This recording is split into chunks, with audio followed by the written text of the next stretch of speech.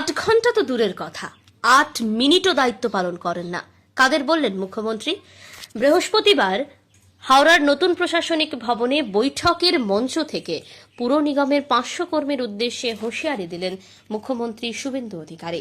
মুখ্যমন্ত্রী জানান, হাওড়া পুর নিগমের কমিশনারের কাছ থেকে পাওয়া তথ্য অনুসারে সেখানে মোট 1700 কর্মী রয়েছেন। তাদের মধ্যে 500 জনের নিয়োগ হয়েছে রাজনৈতিক বিবেচনায়।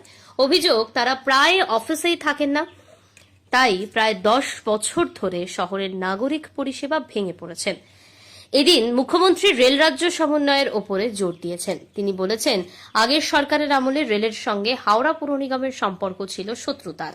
সেই কারণে স্টেশন চত্বরের উন্নয়ন থেকে শুরু করে জল নিকাশের বহু প্রকল্প আটকে যায়। এবার সেই ছবি বদলাতে এক ছাতার তলায় আনা হয়েছে সব পক্ষকেই। 500 জন অ্যাপ্রক্স, তারা বেতন তোলেন, পরিষেবা দেন না। 8 ঘন্টা তো অনেক দূরের কথা, 8 মিনিটও দেন না, কারণ তারা রাজনৈতিক প্রভাবশালীদের আশীর্বাদ পুষ্ট।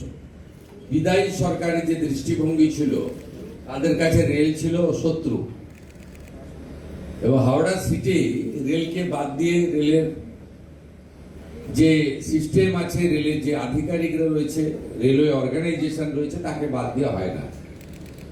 আমরা এখানে হাওড়া পুলিশ কমিশনারেট এলাকার 4 জন এমএলএ সহ আমাদের ডিস্ট্রিক্ট ম্যাজিস্ট্রেটের নেতৃত্বে সিভিল অ্যাডমিনিস্ট্রেশন ইনক্লুডিং এইচএমসি এবং Bally municipality, KMDA, Howrah improvement trust, HIT, ডিজিপির নেতৃত্বে সিপি সহ পুলিশ আধিকারিকরা, এবং আমাদের জিএম 2 জন ছিলেন, ইস্টার্ন এবং সাউথ ইস্টার্ন, ডিআরএম ছিলেন, রেলওয়ে অথরিটি।